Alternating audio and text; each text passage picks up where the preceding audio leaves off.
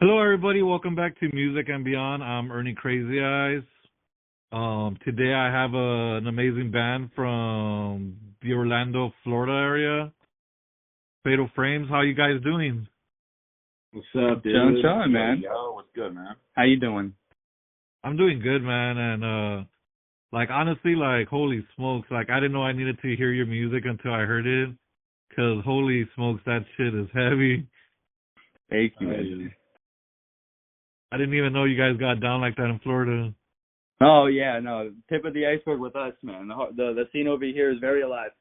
Yeah. That's amazing, dude. I feel it too. And real quick, one of the questions I like to ask, because I just love, I one thing I love is a backstory from like the band and stuff. So how did you guys come up with the band name Fatal Frames? Honestly, it was just more so just a video game. I know our bass player Phil, he plays Fatal Frame and stuff like that, and a lot of us grew up playing Fatal Frame, and yeah, we just thought Fatal Frames was a cool niche. Is that the right word? Niche name for it? Yeah, it also really fit in with the kind of music we were writing starting out, where everything more or less had a theme, whether it was horror wise or video game wise. That was our whole concept starting out until we really branched out and found our sound. Oh, okay, that's sick. Yeah, 'cause I saw cause when I looked up your name, it also gave me a video game, and I'm just like, nah. I just kind of put it to the side, 'cause I was looking for the band, and well, now I know that you guys, kind of got it from that, so that's awesome. And Yeah. can you tell us about the formation of your band and how did you guys come together, and how did you guys decide to, just how did you guys decide to choose hardcore deathcore as a genre? It's a question for you guys. Yeah. So I mean, shit. You asked the way we started out, kind of thing, and Yeah, the formation.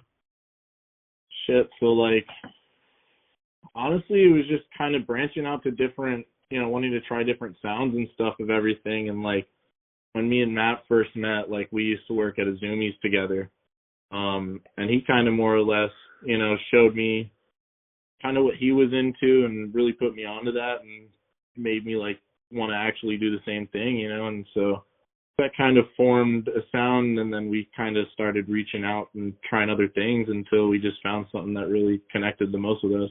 Yeah, with Fatal Frames, it started off more so as just a bunch of friends just clanking instruments together, and just kind of experimenting and just meeting everyone throughout the band, we met our new bassist and our new guitarist in the scene, so they came in through that way. I'd say the original members with me, Pedro, Livio, and Ty. We all started Fatal Frames more so together, and we were just in the underground scene and just playing shows after shows. Going Mills Ave. We could tell you hundreds of stories about Mills Ave. And I'd say that's where I met Livio through a friend of a friend. And they found me at a Home Depot, which is probably why they're drumming. But yeah, just a bunch of homies, man. And then we just kind of met up and found a common interest, and we started growing off of it, and making something out of it, making it, whether it be a hobby or a passion. Yeah, and man, earlier I was listening to one of the songs that kind of caught my ear. And hold on, where is it? I lost it. It was a heretic. Heretic Alchemist. Yeah, that one. I think that one is my favorite out of everything that I've heard that I've heard. I just got to continue listening to it to see if I can get some some more favorites and stuff. But can you talk to me about that song? Cause like I don't know, for some reason that song speaks out to me and stuff. I guess the main influence of that is just like low key. We wanted like the premise of it like was just two wizards fighting each other and beefing, you know, and then we just kind of put our own twist into it. Like with the lyrics that I personally write, I put a lot of emotion into it, you know, like my personal like 2 cents of just my viewpoint and stuff like that, and I just kind of put it into like a character. A lot of our first releases were kind of theme based, you know, for the most part. Like there's Tanaki, which is about Tokyo Ghoul. Heretic Alchemist was just kind of like a whole story. You Met Me at a Strange Place, like was about Fight Club, you know, and like we all really that was a good one too. Yeah, we had like a bunch of themes that we started off of, and yeah, it was just more so of like popular culture or like analog horror, and that was like what we kind of originated our writing around, you know. Yeah, and that's freaking awesome, cause that one that you just said, the You Met Me in Strange Time. Yeah, You Met Me at a Strange very Time. Yeah. Yeah, that was a quote from the movie. Oh, okay. I've never seen Fight Club, honestly. Oh, you should watch it. It's like it's a dope movie, man. Hey, but we can't talk about Fight Club though right now, cause Nah, yeah, you know. that's the only thing I know from the movie, that you don't talk about Fight Club. Hey, I don't know what you're talking about, man. You know. And what artists or bands like, you know, impacted you guys to get your sound and your style from? Everybody has a different influence. Yeah, right? yeah. Everybody in this band has a different influence. Who you? I mean, I started playing like a lot of melodic death metal, like Children of Bodom, Matt Gates, a lot of black metal stuff, very like old school death metal. But like everybody else has like a totally different background. I know like Matt is a lot into like deathcore. He's always been a deathcore guy. Olivia like loves Avenged Sevenfold and metalcore, right? Yeah, absolutely, man. Bob is obviously like hip hop. He's like the rapper in the band. So Yeah, I'm very influenced by like Chief Keef, Kodak Black, shit like that. What about you, Olivia? Oh man, like when I first started playing drums, like the first band that I started like learning off of was Blind Guardian. So like I got into power metal like immediately, and then eventually went to Avenged Sevenfold because I really like what they were doing in metal music. You know, they didn't exactly, you know, they didn't fit the bill. They wanted to kind of do their own thing and like be experimental. And I felt like in Fatal Frames I was able to do something like that. And yeah, with me it was like with bands like Ocean's 8 Alaska. I liked like Asking Alexandria, like the older stuff. Older Bring Me the Horizon, you know, Make Them Suffer, you know, like bands that had like a heavier like gent tone. A Night in Texas, Angel Maker. I could keep going. Like there's a lot of like metalcore bands, deathcore bands that I personally took influence from, like especially around like the mid to like late 2000s. You know, those bands really like kind of stuck out to me growing up a lot. You know, and that's where I base my heavier vocals on and all that jazz. Man, I'm gonna have to go look up most of the bands that you guys talked about, because I've never heard of any of them. On the only one I've heard of is Avenged Sevenfold, and I'm just like, holy crap. But that's crazy, man. And I like, and I'm glad you guys mentioned all those bands and stuff, because now I can go back and I can, you know, like listen to those bands and then listen to your music and just kind of like you pick where what influences where and stuff like that. Yeah, man. We actually have two on our Spotify. Like we made a playlist. oh, true. What was the name of it? That's the Maple Subaru. That's the Subaru. And we made it for like the purpose of like all of us put, I think it was like 3 to 5 songs each that we like, that like more or less influence us, and we threw it in a playlist for like all of our listeners and shit, that they scroll down and see that they can more or less see what we're into, you know. There's EDM, hip hop, hardcore. Yeah, there's a little bit of everything. Ty's a big like EDM guy, like house music guy. Tanner's more or Yeah. less like hardcore, so it's really just a mix of like Hardcore metal. everybody's taste, and it's just the funniest playlist, man. Yeah, the thing about Fatal Uh, it's such a melting pot of influences from all these genres, and I think that's where as Fatal Frames, that's where we kind of like have like stand out in a way in the scene. The fact that we have so much background. I'm not gonna say like culture or anything like that, but background like influence. Yeah, you know? just different backgrounds. Like everybody's very different in this band. Like one of the things I used to love when we started off as a band was like we used to like the people that would look at all of us individually and just see like we're all dressed very different. We all kind of carry ourselves very differently, and then just to hear us, play what we play, I think was just very confusing for a lot of people at first. that's actually pretty good. I like Yeah. that. And But it's very fun live too. You get to really see the influences, and it's very chaotic, but it's always a really good time. Every time we have like a show like that at our home base of Orlando, it's starting to become like Bradenton and Tampa now. Like we get a lot of love and energy and a lot of chaos, man. And it's a chaotic family that we're making, man. But it's awesome. Hell yeah, man. And I know you mentioned hip hop right now. I think I have two questions. I think it's two questions. Yeah, it's who won the beef, Kendrick or Drake? Oh, Kendrick totally won that shit. Drake got smoked, bro. Drake got smoked. It was crazy. That's what I keep saying, but people are like, "Oh no, Drake won." I'm like, whatever. No. Nah. He won the weirdest motherfucker award. And did you guys listen to Houdini by Eminem? Mm-mm. I didn't. Nah. Dude, it's so good. Slim Shady's back.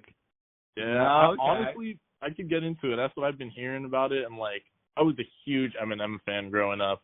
Like more of his later stuff, and yeah, I don't know, man. Like, I just haven't listened. I think anything after like when he got sober, I just never listened.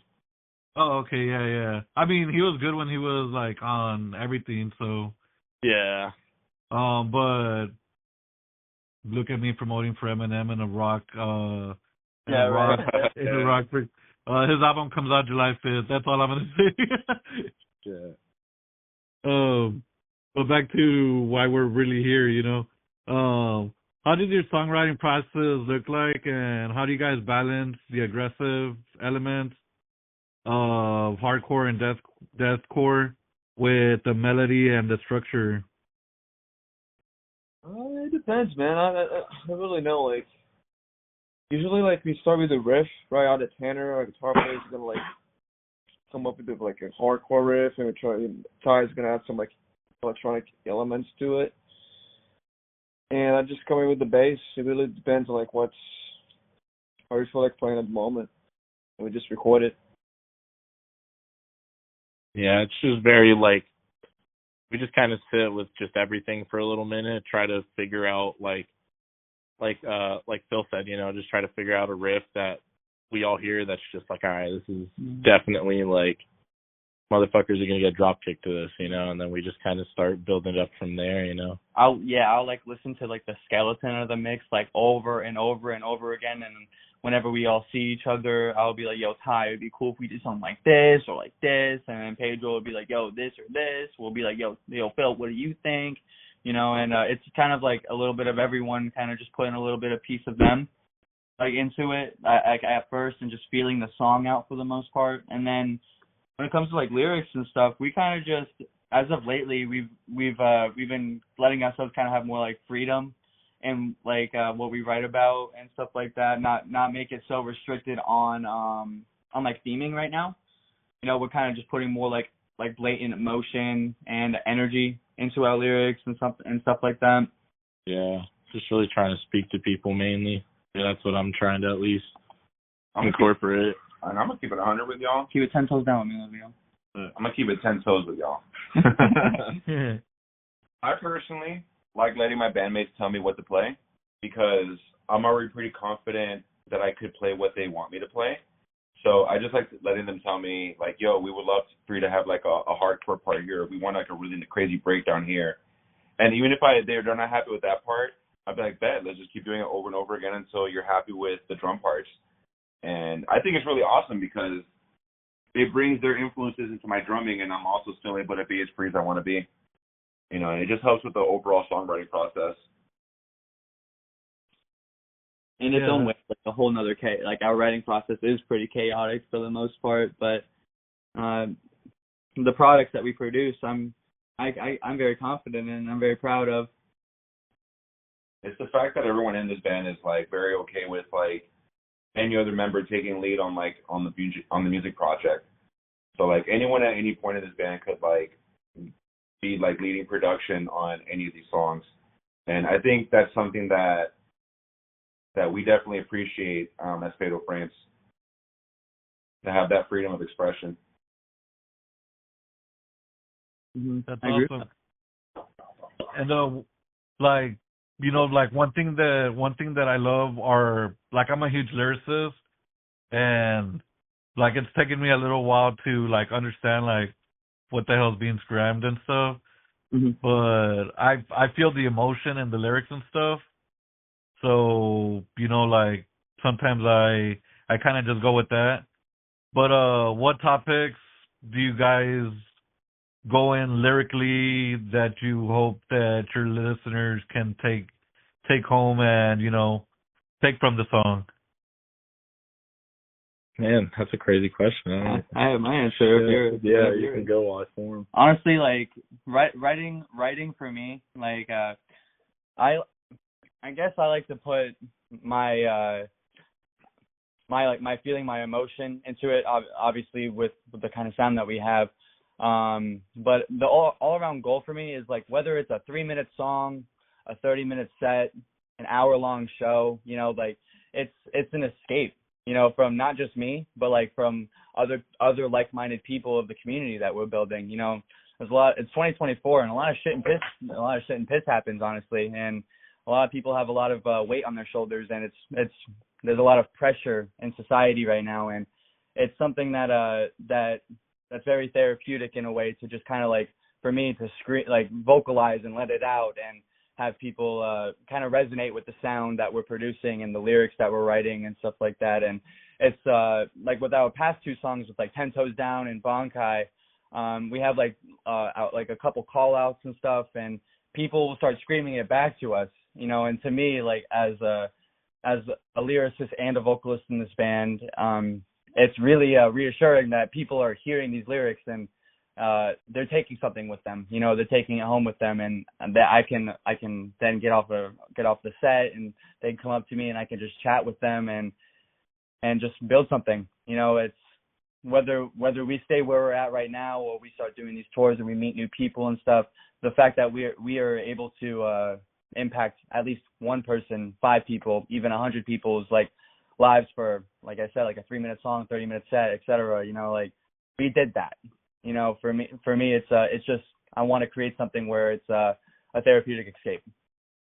Yeah, I think more for me, it's kind of like I like to get shit off my chest, especially as of lately with the way I'm writing. Like for me, it's just I kind of got something to say. Like you can either listen or ignore it, but like if you listen, like I'm just hoping you hear it. You know what I mean? Like because I'm not just saying whatever. I'm trying to say something that like people can relate with. Especially like with the anger, man. Like I try to basically explain like those whole feelings throughout the anger so that maybe someone who is also pissed off or whatever it may be can definitely understand that, hey man, like I feel that way too, and that resonates to more people. As long as my music is speaking to somebody, I know that the music I wrote wasn't necessarily for anything, and even too if it was for anything, shit, I had a hell of a good time doing it. So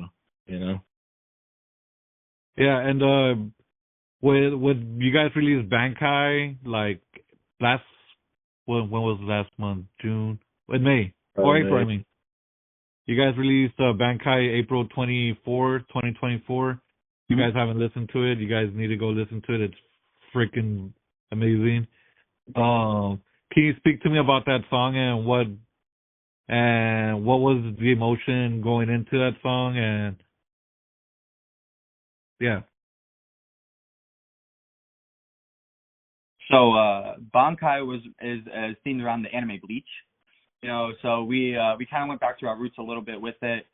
With my side of the lyrics, personally, it was more of like an internal conflict, and like they're just it's just kind of what I felt inside that I was trying to portray at that time of that kind of mental state. So Bankai is very Bleach orientated, but it's supposed to represent like an internal battle in me.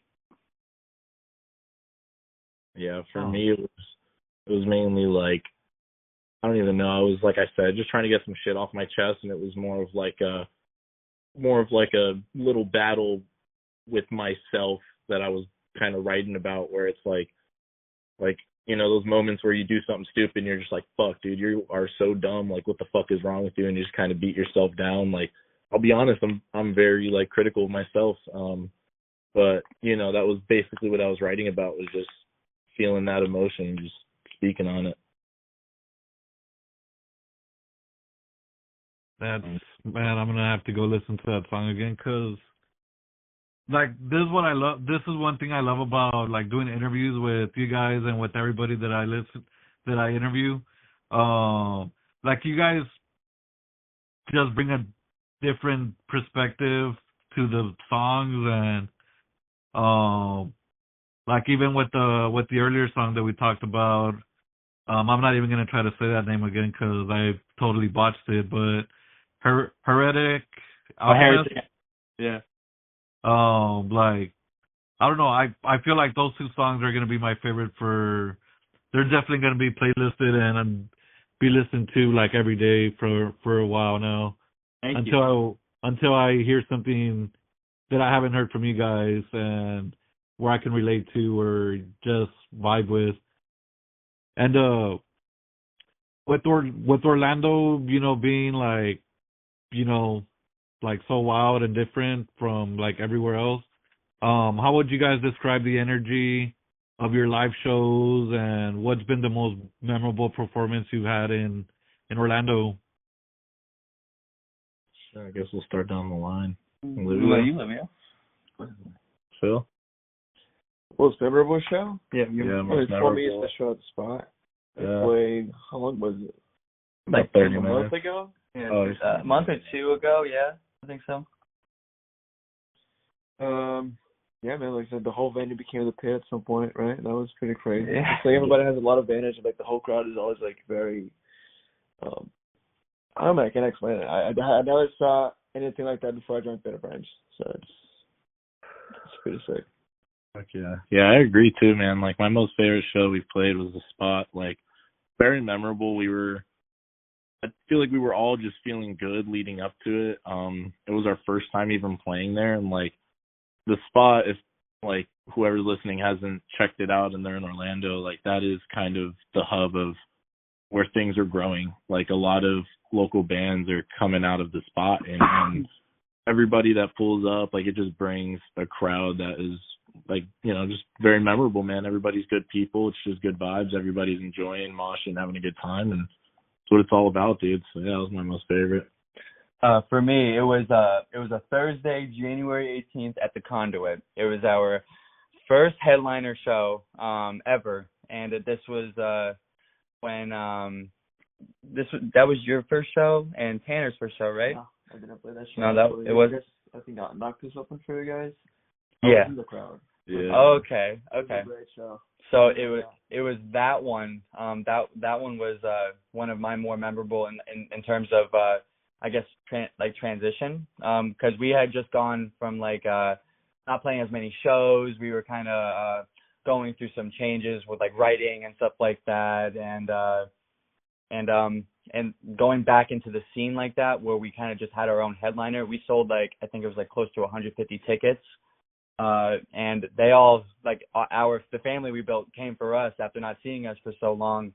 And us in Fatal, we haven't seen the scene in a while because we were kind of going through a lot of like change, and we didn't know what to expect with this show. We didn't know any of those pre-sale tickets until the day of. Like the promoter of that event was like, yeah, we already have like 86 pre-sales, and not even to mention at the door sales. And at that moment, like, I realized like our family was coming through, and we played our set, and we got it was a really kick-ass set, and we got nothing but love from everyone, man. And we got off that set, and it was like something got like that flame grew brighter, you know. Dude, that's fucking amazing. Like, hell yeah. I need to go to Orlando to see you guys. And I tell everybody, like every band that I interview, like I want to go see everybody. Honestly, like I wish I could just make one big stage and have everybody that I interviewed like just perform. Like that'd be freaking amazing. That'd be sick. The only hard part would be was who would headline, but I'll let you guys fight it out. Rock, paper, shoot. And you know what's like the heaviness that you guys bring to the live performances, to the heaviness that you guys, you know, bring to the studio? How do you guys capture the intensity from your live performances into the studio? That's our guy time, man. That's side. Yeah. That's our guy time. Ty's really the one who does a lot of our mixing and everything, and I would say Ty and Livio.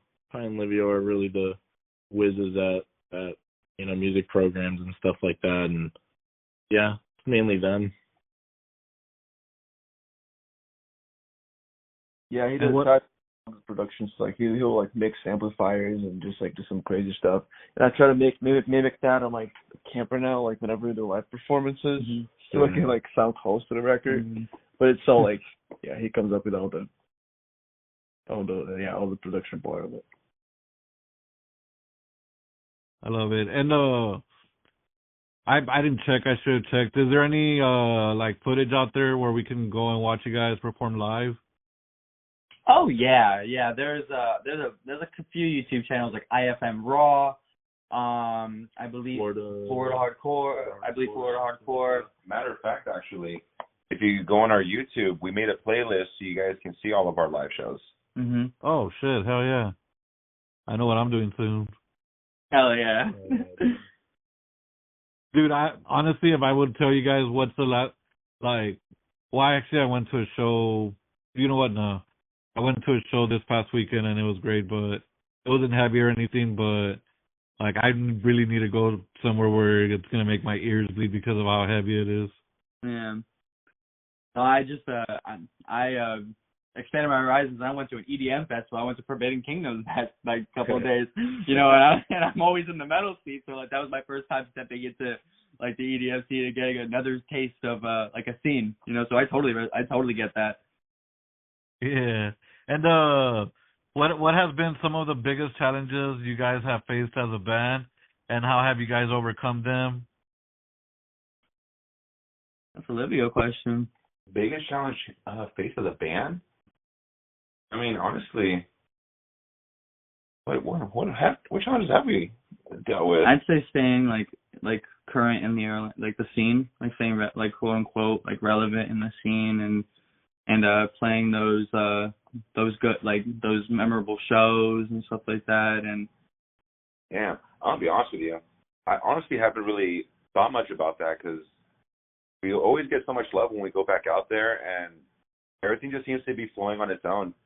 Like, you know, this is a band filled with really good guys, and we just want to make music. And honestly, any challenges that we've faced, I think we kind of faced it with, like, you know, with a smile, honestly. Like, we were kind of like almost excited for like that challenge, that way we can just overcome and move on to the next thing. we kept our chins out for those tracks, you know. Like, And have you seen how do you see the hardcore deathcore scene evolving in Orlando in general and in Florida in general? Are there any local venues or events that have been particularly supportive of your band? Well, I could start off by saying like with the scene like flourishing, like there's this band Heavy Hitter, they're going out right now, you know, and They're killing it right they're now. killing it right now, dude. You know, and they're like that's just like one band in this scene that's kind of like going out there and showing like the rest of the world right now, or America, what Orlando's doing, you know. But I would say like venues that really thrive, like that really help push these bands is like the Conduit, is the Spot, the Orpheum, you know, like out of Tampa and stuff like that. But that's Tampa. So, but like in Orlando specifically, I'd say like Conduit and The Spot specifically right now, and Will's Pub. Yeah, Will's Pub as well. Those three right now are staples in the Orlando scene. That's sick. And your fans have been a crucial part of your journey. How do you guys stay connected with them, and what has been the most memorable interaction you guys have had with the fans? Dude, we're kind of like we're just one big family. So like all of our fans, we're just really good friends with for the most part. I mean, you know, there's a couple people that like, you know, I'll meet them at a show and, you know, find out that they're a fan, and it's cool, and we just become friends with them too. But for the most part, everybody in the Orlando scene, you know, crowd wise and just people that come out and support are just all very friendly and just a good group of people. I also remember, like, there was one interaction that I remember specifically that I thought was really cool.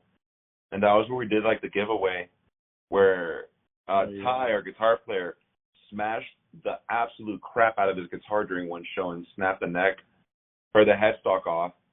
And we decided to do a giveaway because his guitar was called Martha. So it was like a whole Who Killed Martha thing. And one of our fans were able to actually win that same guitar, and it was signed by all of us. And it ended up being a fan that's actually incredibly supportive of us. They actually traveled up and down the state to watch our shows, you know, along with their partner and also their kids too. And like the amount of love they gave, it was so fitting that they were the one that actually ended up winning that guitar. Yeah. That's sick, honestly. That's so cool. If one of our fans, like they're our friends, if they were like, hey, can we crash at your place tonight? We'd more likely be like, yeah, dude, like come through. Like we're a big family, you know, and that's what it is, you know. Like at our last Daytona show, we went to the beach with a couple of them, you know, before our show, you know, like, I text some of them, like we all text our fans like casually, you know what I mean? And I guess I wouldn't even say like fans. They're more like their family, their friends. Yeah. Come out, they swing for us, man. You know, they show nothing but love. You know, like we all hang out outside of the scene. You know, like we all like do our thing, and obviously there are like other people in the scene that we all like kind of like click with as well. You know, so it is just one big family, just kind of hanging inside and outside the scene. You know. And dude, also, that's fucking sick. The fans definitely, you know, we're definitely approachable. And it's really cool that, like, all of our fans, like, always want to interact with us in one way or another, whether it's in person or through social media. They know that they can always reach out to us, and we'll always respond to them. They love Ty's feet, man. Yeah. Fans are a little weird, but it's cool. It's all good. You gotta perform barefoot. That's what Ty does. Yeah, man. Ty Keeps does those dogs out. Oh shit. And you'll see more pics of Ty's feet probably than our fucking faces. Just start an Instagram and post Ty's feet. Yeah, right. Make some bread off. That's what 10 Toes Down is basically about. It's Ty's fucking feet, man. Oh shit. And what's next for the band? You know, like will we be seeing a new album, new singles coming up? Yeah, we're always writing right now. We were in the talk of doing like a 2-song EP into like it might be 2 songs, it could be more. We have no idea, but it's definitely going to be an EP. Yeah, an EP, and we definitely want to do an album. You know, like we just want to kind of slowly put our newer like stuff out there and just create more. Our end goal is just like a set list. Make like a set list that's brand new, you know, and just see how everyone adjusts to our new stuff.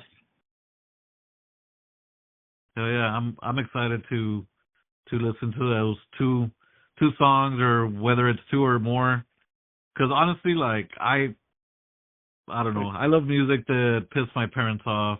Even to this day, I'm 33, and whenever I get handed the aux cord or the phone, I'm like, let's see what song I can put that will piss them off. I feel that. I grew up with a Catholic woman, so every time she heard my music, she'd definitely have a thing or two to say about it. You know. Yeah, same. I grew up in like a somewhat religious family, and like, yeah, most of the music I played for my parents, they fucking hate. Yeah, our family's Dude. really. But now they're so proud of they're so proud of us. You know. Yeah, Like, right. the crowds are like, okay, well, looks like it wasn't that bad. You know. Like, Dude, like back in the day, I used to like play Limp Bizkit, and they'll be like, "Oh no, that's too trashy." Like fuck you, Fred Durst, or fuck Limp Bizkit, and then I would put Creed, and they're like, "Oh no, they're too Christiany. That sounds like church music." I'm like, "So what do you want?"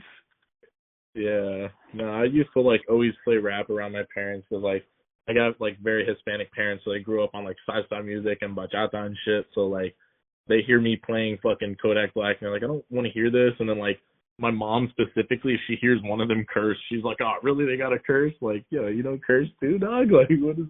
Like she just, yeah, my mom hates like even metal, dude. My mom thinks it's like devil music, so it's pretty funny. Dude, you know what? You know what you know what one of my mom's favorite songs of all time is? It's Net Game by the Insane Clown Posse, which kind of like tripped me out because I'm like, holy crap, she likes the ICP. Juggalo. Like maybe my mom doesn't even go to work and she just goes to the gatherings. Yeah, dude. I would love, that's like one of my dreams. Like I've always said it since like pretty early on, like if we ever play at the gathering of the Juggalos, like I will take this career and fucking go through with it. Like that would make my whole career just to play at the gathering, dude. And I mean, I think you guys are like in pretty much like a good area because Florida is like a really good spot for the gathering, right? I think so. I'm not sure where they hold them. I'm pretty sure they hold them in different states. I know there's like one big main one that like I don't even remember where it's at. Oklahoma or some random shit. Yeah. Like I think it's Wyoming maybe, I don't know. Just some random state, but yeah, I'm pretty sure they do them like all around the country. And one question that I like to the question I like to end the conversation with is if you guys were stuck in an elevator with any musician, dead or alive, who would it be and what would you talk about? Down the line, so. Oh shit! I have to think about that question. I don't know. All right, for me it would be Mac Miller. I would totally love to be in an elevator stuck with Mac Miller. I'd just have a good conversation with him about life, and then maybe figure out half of my problems. Matt, I don't know. That's Honestly, like I have like three that are in my mind, but I don't know. Like You got an answer, Olivia? Yeah. The Rev from Avenged Sevenfold. You know, because I definitely want to thank him for inspiring me to get into drums. You know, his drumming is just so sick. And then of course I'd also ask him like, so how you do some of those fills? Because like I still can't do them. So I definitely would like to like pick his brain on how he plays his drums. honestly, like as of right now, I would say Dickie Allen.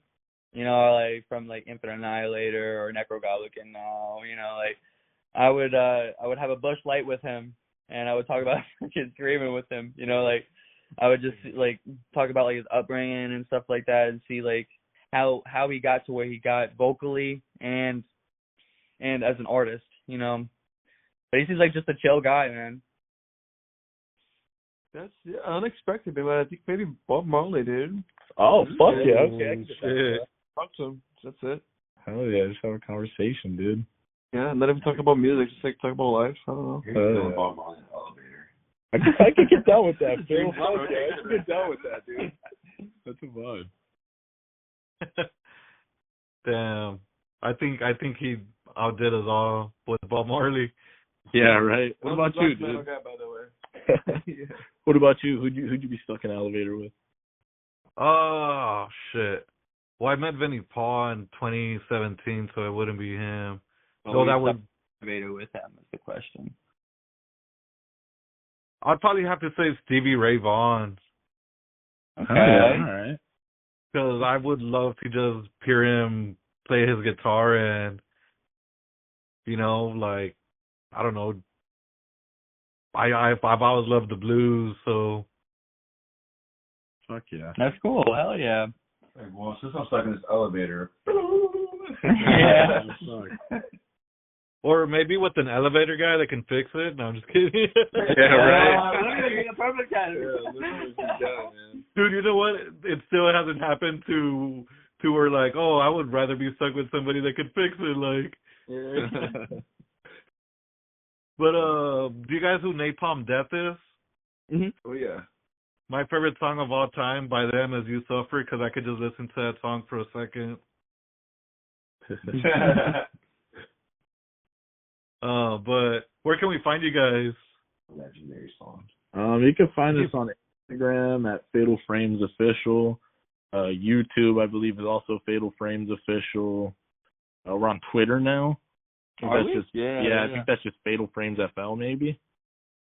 We have TikTok as well, which let me see. I think TikTok is also Fatal Frames. Just type Fatal Frames and we'll pop up. Yeah, we're on musically, like what music-wise is like Spotify, Apple Music, literally any music streaming platform.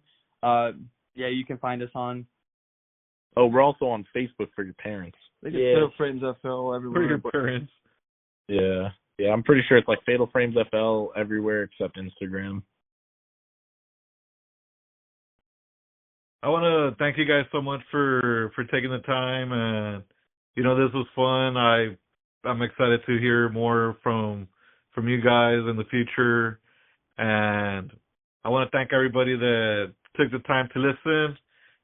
Check them out, Fatal Frames. They're streaming everywhere, and remember that without music, life would be a mistake.